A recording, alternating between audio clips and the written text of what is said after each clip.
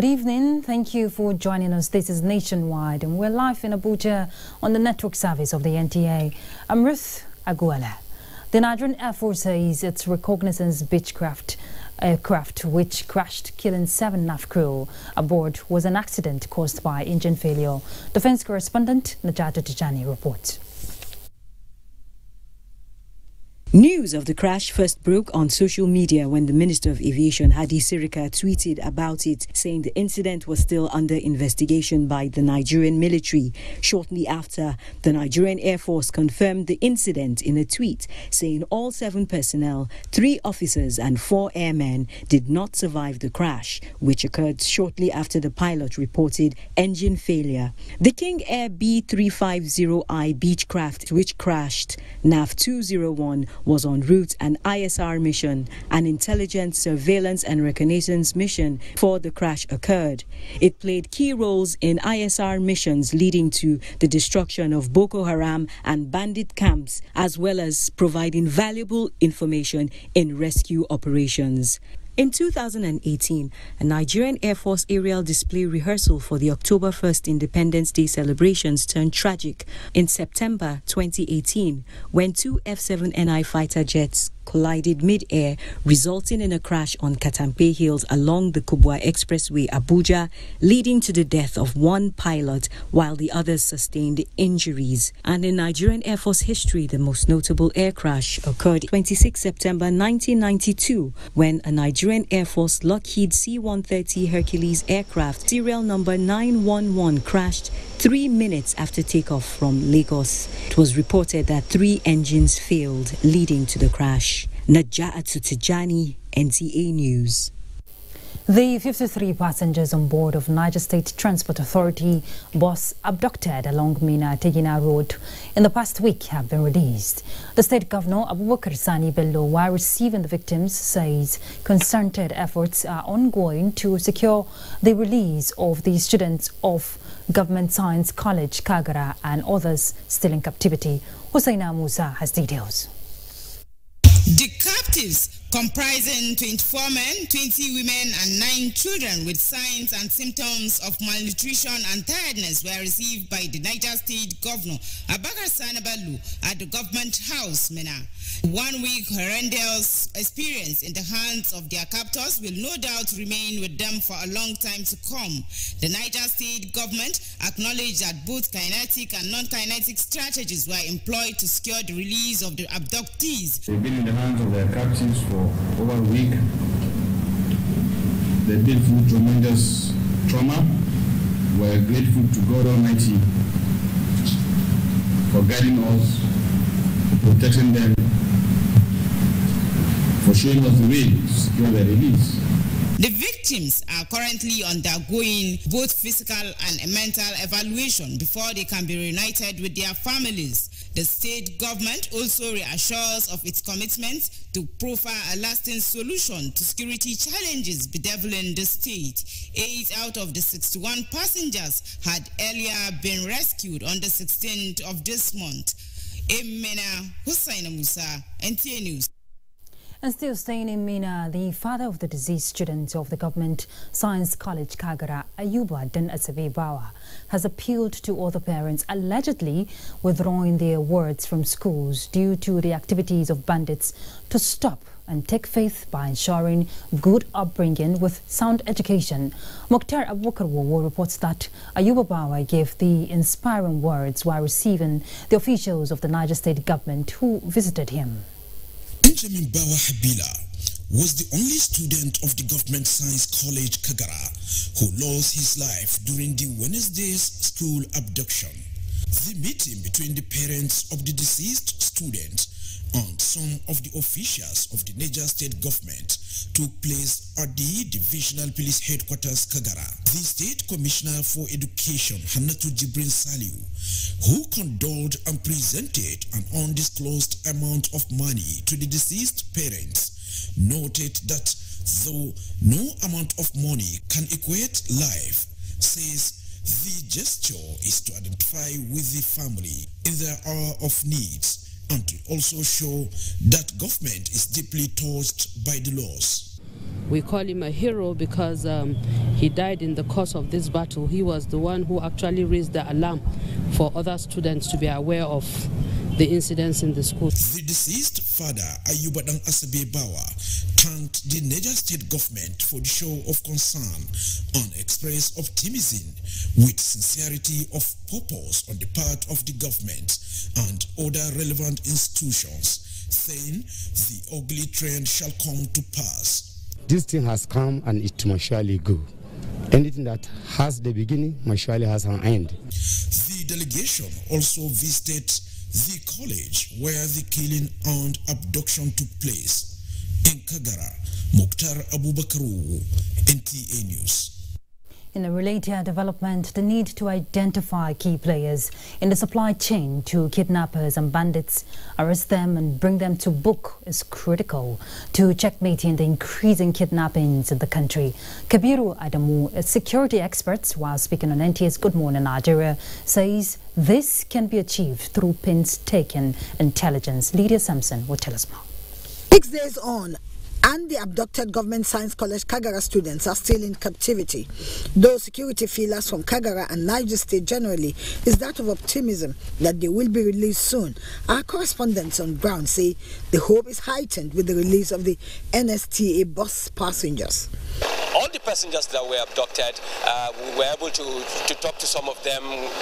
They answered up, but of course we saw that they were covered in a blanket of dust and they were tired. That shows you what they have gone through. We have stayed here throughout the night waiting and hoping it didn't come. Usually, what is happening mostly here, you find that official information is not coming forth with the information that is needed. And when it does not, you will find that rumors have become a source of knowledge. So people just peddle stories which ultimately never comes to an end. Kabir Adamu, a security expert, however, says the situation is still delicate and time is of the essence when dealing with actors considered to be dangerous and erratic. He decried the control of non-state actors with weapons and on what he called ungoverned areas within the states. We are dealing with 3 issues, and it's absolutely important that the government takes them as such. So the farmer had a conflict that we've discussed extensively. Banditry is pure banditry, a group of persons who for whatever reason have decided to operate outside the law, and they are projecting themselves using means that are against the law of that particular country, or the last one is kidnap for ransom. Now these are 3 separate issues. He called for utmost confidentiality in the handling of ongoing negotiations, not to jeopardize the lives of the abducted students. In Abuja, Lydia Sampson, NTA News. Chief of Army Staff Major General Ibrahim Atahiru has given a marching order to troops on front line to clear Marte, Kerenoa, up to Chikingudu, general areas of Boko Haram terrorists within 48 hours. The army boss gave the directive while on an operational visit to Army Super Camp 9 in Dikwa. Memuna Garba reports. The operational visit by the Chief of Army Staff Major General Ibrahim Atahiru was to motivate troops on front line to further intensify their onslaught against the terrorists. General Atahiru charged the troops to be alive to their responsibilities and fight through to defeat the insurgents within their area of responsibilities, assuring them of his support. He equally charged commanders to do the needful so as not to let the nation down, promising to look into the issue of overstaying of soldiers and provision of adequate kits. In the last few days, we had attacks in your area of responsibility. It is now high time we get back and fight through and support our forces ahead of you. Areas around Marte, Chikungudu, Kerenoa, up to Kita will go must be cleared in the next 48 hours. The Chief of Army Staff Major General Ibrahim Atahiru has also addressed residents of Dikwa, where he called for collective efforts to end the insurgency. While assuring the residents of the military's untiring efforts to restoring peace to the region, General Atahiru enjoined them to provide necessary information and support to security operatives. In Maiduguri, Maimuna Garba, NTA News. Well, the ongoing government's efforts towards ridding the country of criminal elements must be supported by all Nigerians, irrespective of political parties, religion and ethnic affiliation. This was the resolution reached following an interaction in Abuja between the National Working Committee of the People's Democratic Party and the Governor of Zamfara State, Bello Mohammed. Timothy Yusuf has more to tell us. Many believe that the spate of crimes and criminality across some parts of the country and the latest Kagara students and staff abduction in Niger State is one incident too many. The leadership of the PDP is of the view that the security agencies must be supported by all in their efforts towards curbing the menace. Let us work together so that we can move this country forward. We should forget about political differences because the issue of security, these criminals doesn't differentiate between ABGA, PDP, APC or any political party. Issues of security and food, parties are not involved. It can be anybody.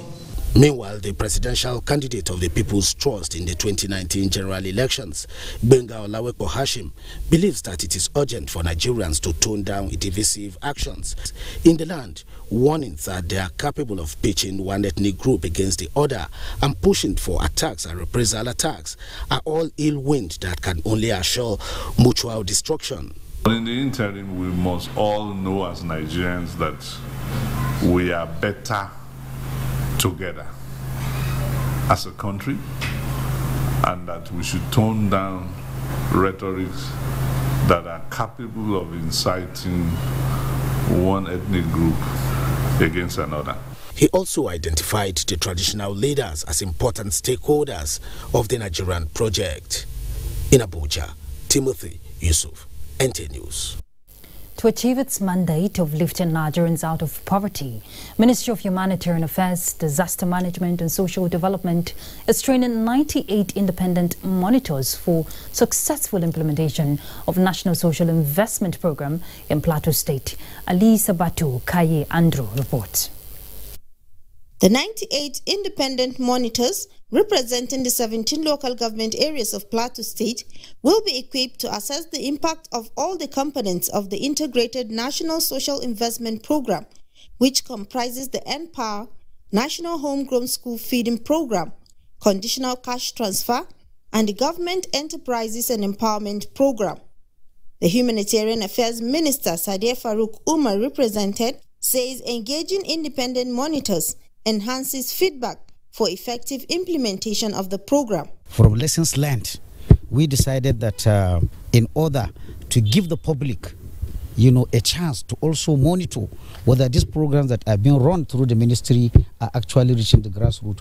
This is with a view not only to tell us how it is working, but also to give citizens who are the taxpayers to have an opportunity to find out whether actually what the government said it is doing, it is actually doing it. So we're going to give in 100% of what we've been taught here today. I'm expected to give a good report back to the government. I will make sure that I do my duties responsibly, make sure that whatever is meant for them gets to them. Key players in Plateau State react. Introduction of independent monitors at this time will also make everybody to sit up, especially those at the grassroots. I urge you to discharge your responsibility very well after the training so that Nigeria will grow. The National Social Investment Program was created in 2016 by President Muhammadu Buhari to help lift citizens out of poverty and hunger. In Jos, Alisa Batukai Andrew, NTA News. All right, time to find out what's happening in the Center of Excellence. And Awal will guide us. Awal? Thank you, Ruth. Lagos State Governor Babajide Sanwo-Olu says his administration will continue to create an enabling environment for the youth to unleash their potentials for overall development of Lagos State. Musa Toliat completes the report. Governor Babajide Sanwo-Olu said the construction of youth development centers across the state has remained a major thrust of his administration for transformation of the teeming youths in the state. The project, located on Abeson, Ipaja area of the state, is equipped with state-of-the-art recreational facilities and vocational training rooms. Our youth can be mentored and will have access to trained counselors who are able to provide therapy that is needed for them to overcome, if it is a mental issue, if it is substance abuse, or even if there's psychological issues that we need to deal with it. We will come to these centers like this and we'll be able to sort them out and deal with them fully. Youths in the locality are therefore encouraged to register for vocational training of choice at the youth center at no cost. Governor Sanwo-Olu said arrangements are being finalized to commission more youth development centers in other parts of the metropolis. In Lagos, Musa Toliak, NTA News. A crime-free society can only be achieved if all members of the public are law-abiding. This was re-echoed at the pulling out ceremony of the Controller of Corrections, Lagos Command, Sam Iyakorea. Lynn Leneke reports. Correctional facility have evolved over the years into a transformation center by equipping inmates with the needed skills to become law-abiding citizens. This task is carried out by officers of corrections across the country. For Sam Iyakorea, Controller Corrections in the Lagos Command, he has contributed his quota and it's time to bow out. He served for more than 32 years at different capacity and 5 commands across the country, where he rose to the pinnacle of his career. I want to sincerely thank all of you for working and keeping the peace. It does not take the controller to work alone.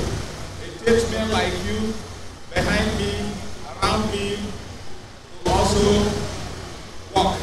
Close associates describe him as a goal-getter. He's an exemplary person to look at. Last year, during the NSAS period, where you heard of the various attacks in other states, the one in Ikoyi, he was the one there. Kudos to him. There was no issue of jailbreak.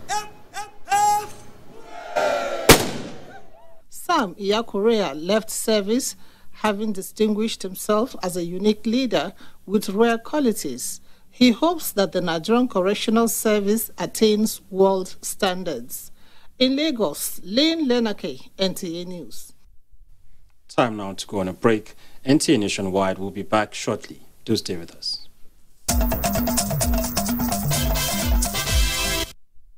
Welcome back. Let's look at water. Nigeria is to establish a water resources fund to assist state governments to invest more in water supply for domestic and agricultural purposes.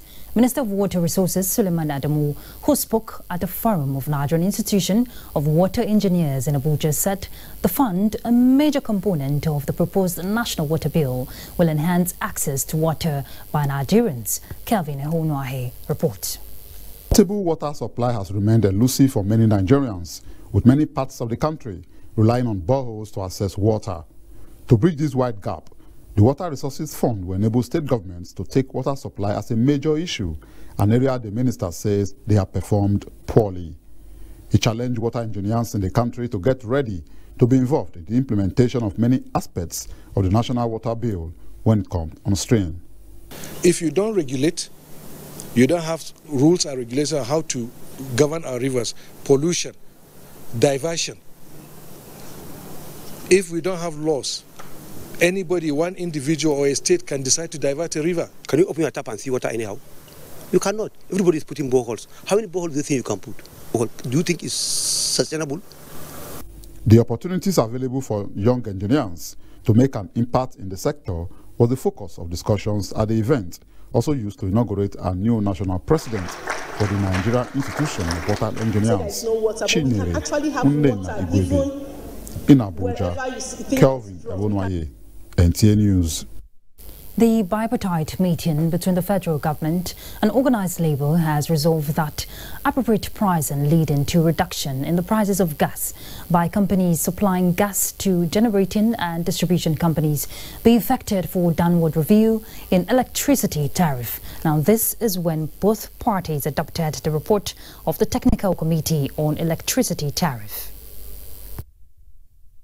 For now, the gas pricing to the generating companies is actually at $2.80, and we have proposed that it should be reduced to $1.50. That will actually affect also the downward review of the electricity tariff. We have also looked at the inefficiency in the system, especially metering, which had become a major problem. But fundamentally, we have also said that the entire privatization process is due for review.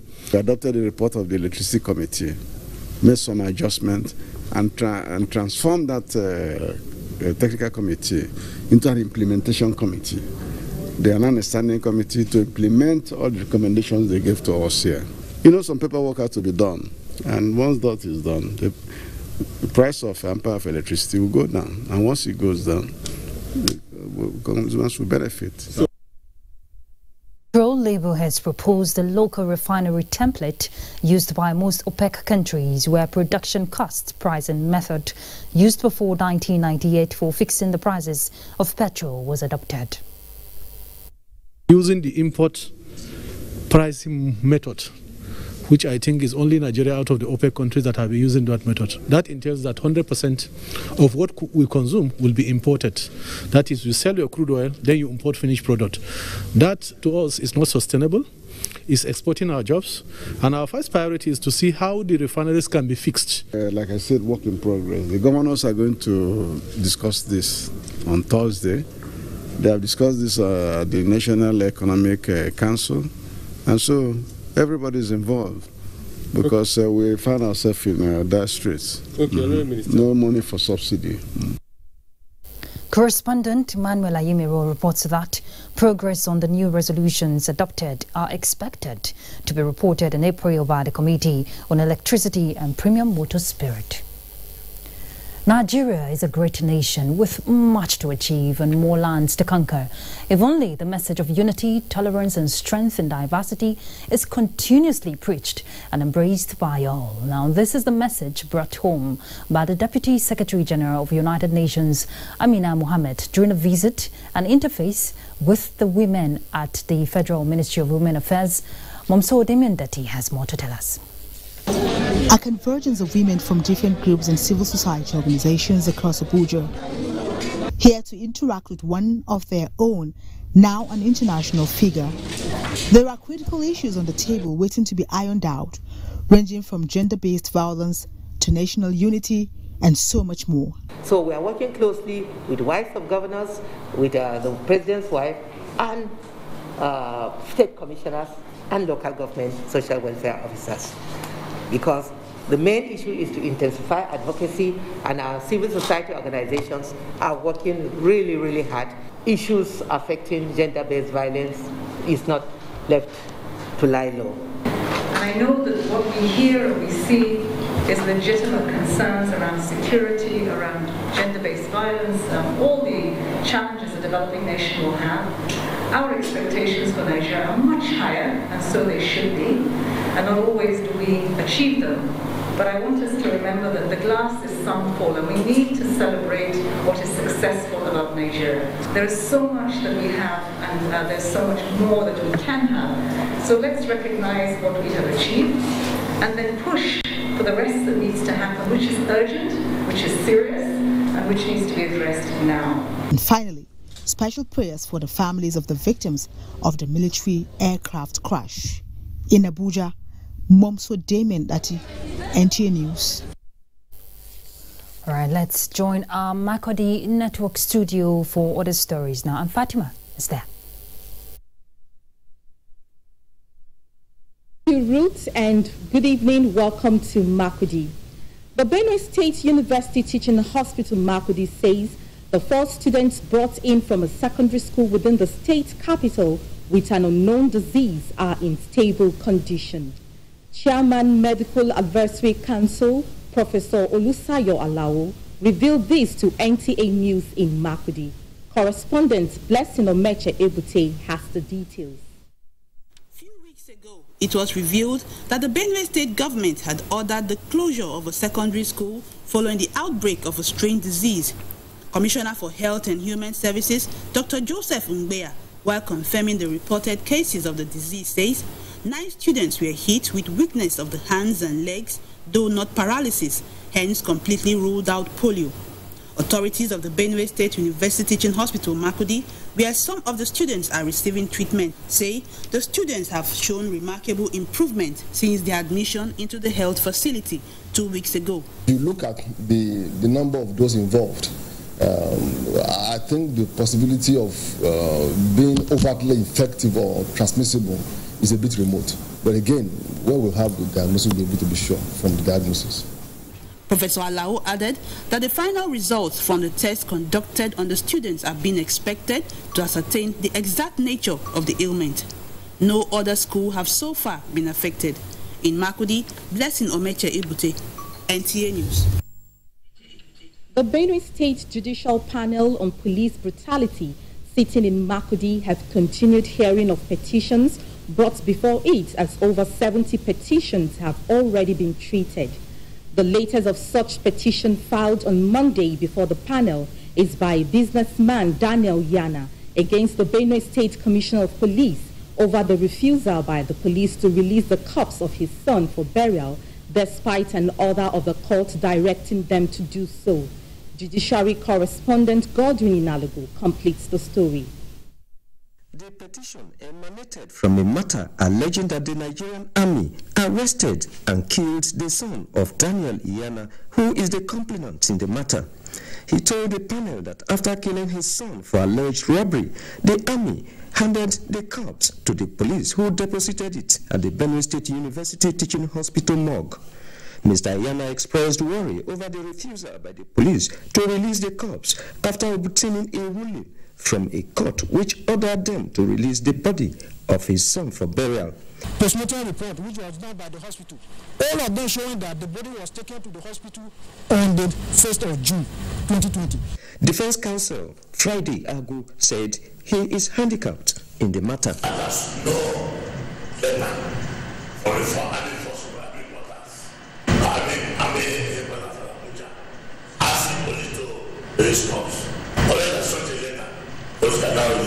The panel also heard another complaint by a middle-aged man, Mr. Trinity Uku, who also told the panel how the Special Anti-Robbery Squad SARS invaded his house, tortured and threatened to shoot him without reason. The defense counsel asked for adjournment of the matter to March 16, 2021, as he said the documents he needed to rely on for cross-examination were not available. After hearing all the submissions, chairman of the panel, retired Justice Adam Onum, adjourned sitting to consider the complaints and come out with a report. Hearing will continue on Tuesday, February 23, 2021. In Makurdi, Godwin Inalogu, NTA News. From Nasarawa State, the commandant of the Nigeria Security and Civil Defense Corps, Nasarawa State Command, Mohammed Mahmoud Ferry, says the command has stepped up its operations in all nooks and crannies of the state to fight emerging crimes. He gave the assurance during the inauguration of Karshi Divisional Headquarters donated to the Corps by the Emir of Karshi, Dr. Sani Mohammed Bakul III. Ben Mitu reports. In recent years, rising crimes have taken an alarming dimension which requires more collaboration. It is on this premise that the Emir of Karachi raised a structure for the NSCDC to enable it execute its mandate successfully. The structure has offices, conference hall, investigation room, 2 cells, among others. The donor said he will stop at nothing to ensure the welfare of his people. He said he is dedicating the office to mark his 5th year on the throne. I always think of what I will be remembered for when I am no more. To some residents of Karachi, like Musa Saidu, what the Emir has done is rare and will aid in fighting crimes in no small measure. The project is one of the best projects in this country, which people are. Commandant of the Corps, who was full of gratitude to the monarch, said, with the partnership, the Corps is further motivated, as he assured. And we are going to provide securities that by God's grace, they will work and the people of this community will feel their impact positively. The NSCDC divisional officer and other key players appreciated the traditional ruler, whom they described as a father to all, as they pledged to rid the community of crimes. From Karshi, Ben Mitu, NTA News. And that's our contributions from Makurdi. Nationwide continues with roots in Abuja. Very much, Fatima. Justice Chukwuneye Uriri led commission of inquiry that investigated the alleged brutality and human rights abuse perpetrated by the disbanded anti-robbery squad of the Nigeria Police has presented a report of its findings to the Rivers State government. Ogedi Inyekwere completes the report. The Judicial Commission of Inquiry was constituted on the 24th of October 2020 to investigate alleged illegalities, violence and human rights abuses among other crimes perpetrated by the disbanded anti-robbery squad, SARS, of the Nigerian Police. The commission was mandated to present its reports in 2 months. Chairman of the commission, retired Justice Chukwuneye Uriri, said a total of 190 petitions were received by the panel. 82 were struck out for want of jurisdictions, while some were struck out for either lack of diligence or abuse of court process, leaving a total of 108 petitions for consideration. It is our considered opinion that this figure of 190 depicts the highest degree of recklessness or total disregard for law and order by law enforcement agencies in the state. Furthermore, apart from a negligible percentage, those who carried out, committed, or participated in the heinous crimes against the indigenes of this state have no affinity or consanguinity whatsoever with Rivers people. I can tell you, I do not believe that police will agree to be playing politics. Later constituted a committee that will work on the white paper for the State Executive Council consideration. In Port Harcourt, Ogedi Inyekwere, NTA News. The arraignment of former Minister of Aviation Stella Odua has been stalled at the Federal High Court sitting in Abuja due to the absence of the 2 other defendants in court. The former minister was in court, but it was alleged that the other 2 defendants were not served with the hearing notice. The former Minister of Aviation is being prosecuted by the Economic and Financial Crimes Commission, EFCC, over allegation of financial misconduct. In another development, the failure of EFCC to amend charges against Access Bank and its staff, Olawumi Audu, stalled the arraignment at the FCT Magistrate Zuba. The EFCC was to arraign the defendants on a 21-count charge. The prosecution counsel Alidu Mohammed, however, told the court that the charge against the defendants was still being reviewed. The Federal High Court, in another development, has set aside the interim order obtained on January this year that gave Asset Management Corporation of Nigeria the power to appoint a receiver manager over Nikon Investment Limited and Global Fleet Oil and Gas Limited over alleged 69 billion naira debts. In a ruling, Justice Okun Aban held that the order was made without jurisdiction because AMCON withheld facts from the court to obtain the interim ex parte order in January. All right, in Enugu, we hear that the Minister of Budget and National Planning inspects road projects. Let's join Mina, who is already standing by for that and other stories. Hello, Ruth. Good evening and welcome to Enugu. The federal government says it is striving hard to encourage rural dwellers by meeting the infrastructural needs of farmers. Uchenna Namele reports that the Minister of State for Budget and National Planning disclosed this while inspecting the 7.5-kilometer Akuleja Road project. The 7.5-kilometer Akuleja Nsuka Intervention Road project which is under the Ministry of Agriculture, is aimed at creating a motorable road network and enhance socio-economic activities at the grassroots.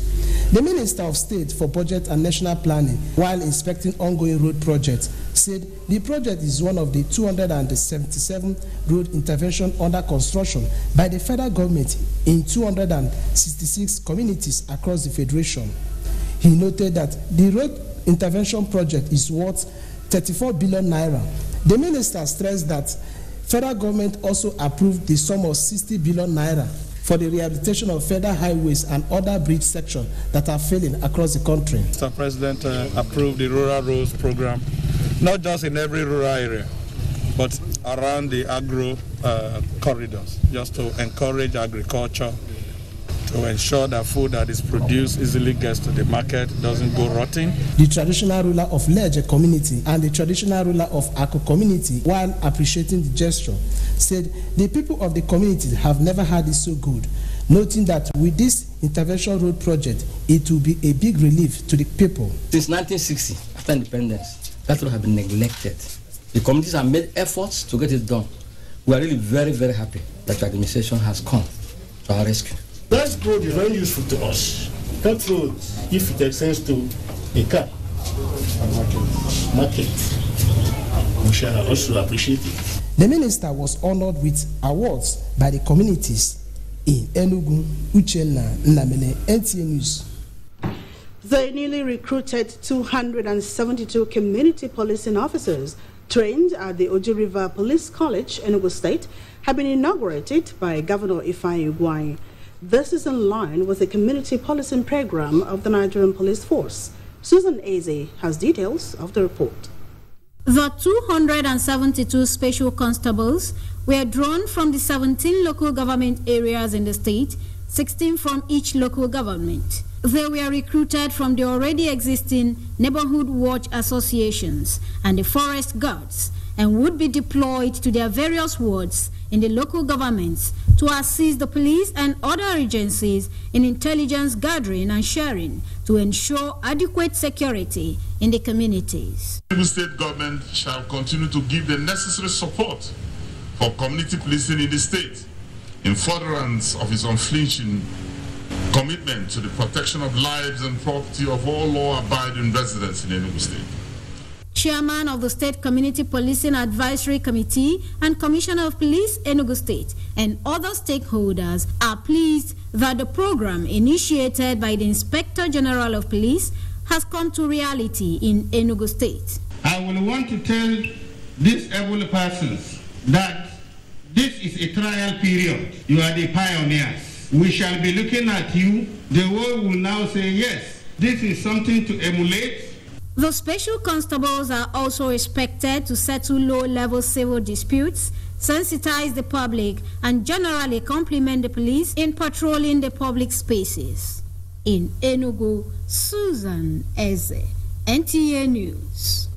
And that's a bit from Enugu. Nationwide continues in Medellin. Welcome back to Nationwide, reaching you from Maiduguri Network Center.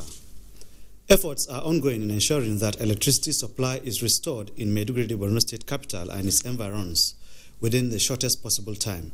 Yagum Subukar has details.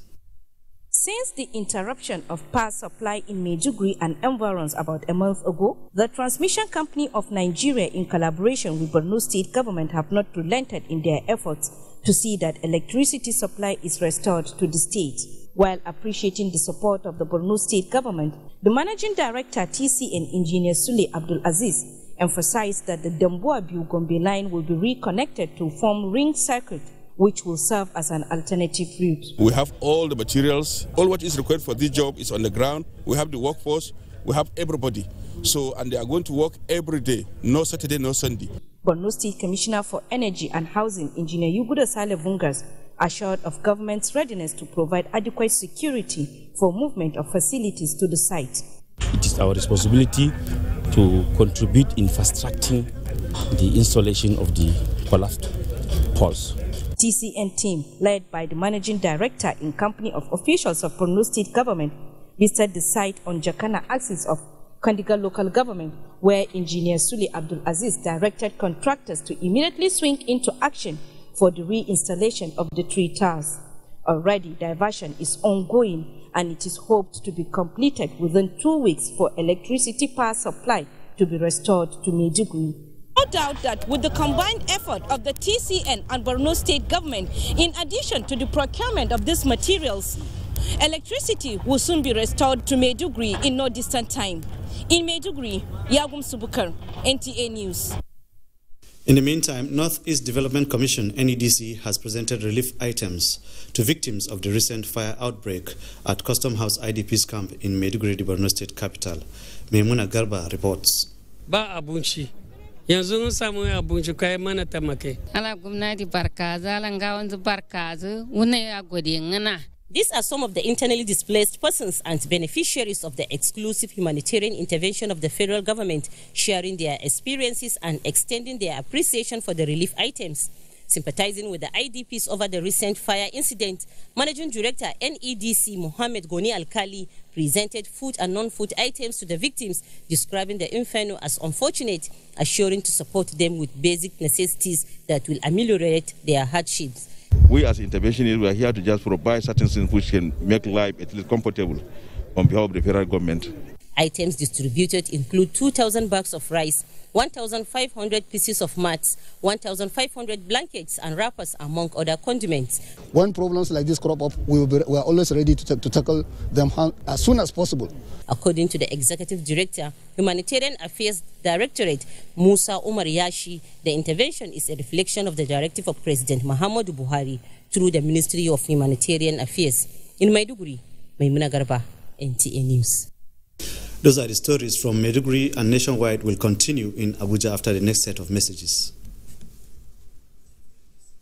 Mohammed, we're not going on any break. The 5th session of the UN Environment Assembly has opened virtually to provide leadership, catalyze intergovernmental actions on the environment, and contribute to the implementation of the UN 2030 Agenda for Sustainable Development and its Sustainable Development Goals. The theme of the UNEA 5 is strengthening actions for nature to achieve the Sustainable Development Goals. The theme calls for strengthened action to protect and restore nature and nature-based solutions. Let's hear more from Onenge Fineface. United Nations Environment Assembly provides an opportunity for member states and stakeholders to take ambitious steps in combating climate change by ensuring that investments in economic recovery after the COVID-19 pandemic contributes to a better and greener environment. We can recover better from COVID-19. We can turn this tragedy into an opportunity to pursue a world that is more resilient, more equitable, and more sustainable. We need to prevent ecosystem collapse that will undermine food and water security around the world. But as I said, we are in a state of crisis. The oceans are filling with plastic and becoming more acidic. The Earth is heading for catastrophic temperature rise of more than 3 degrees Celsius. UNEA 5 provides a platform for sharing and implementing successful approaches that contribute to the achievement of the environmental dimension of the 2030 Agenda and the Sustainable Development Goals, including the goals related to the eradication of poverty and sustainable patterns of consumption and production. Commit to turning 2021 into the year in which we began making peace with nature. That means backing a green recovery from the pandemic.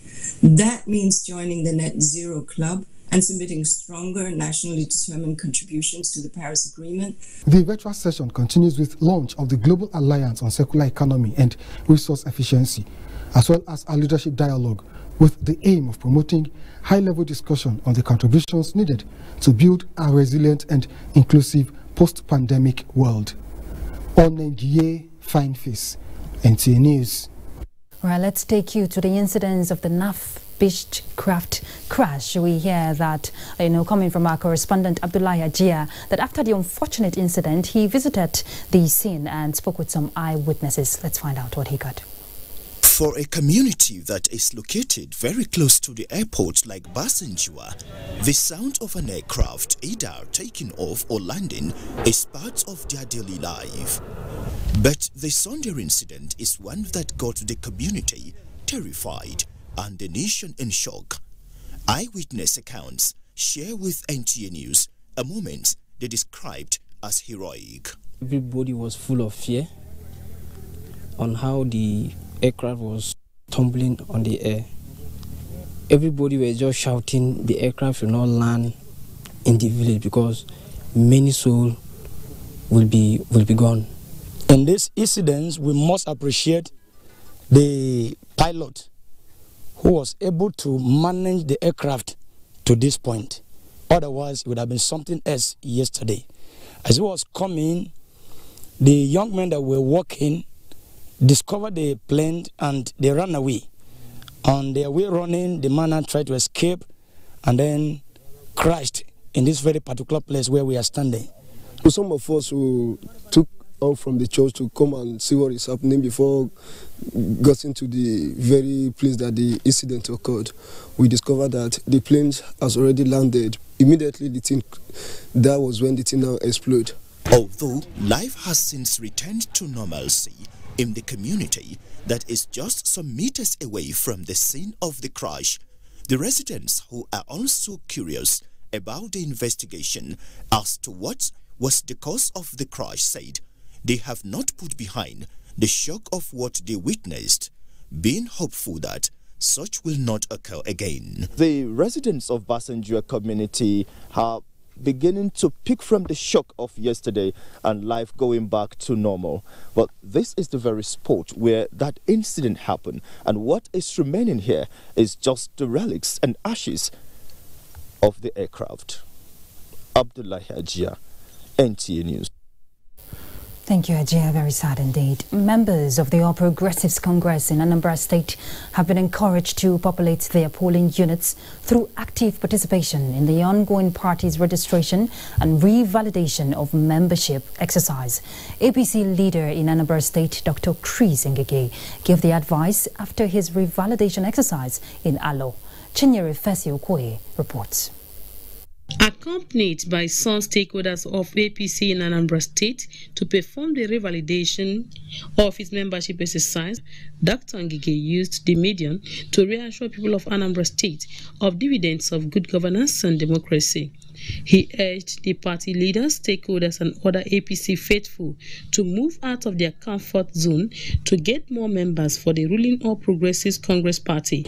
We are working to fortify the booths, populate the booths with real persons so that on election day, those people will come out. Your chairman and his executive, they are determined to bring up this party to its glory.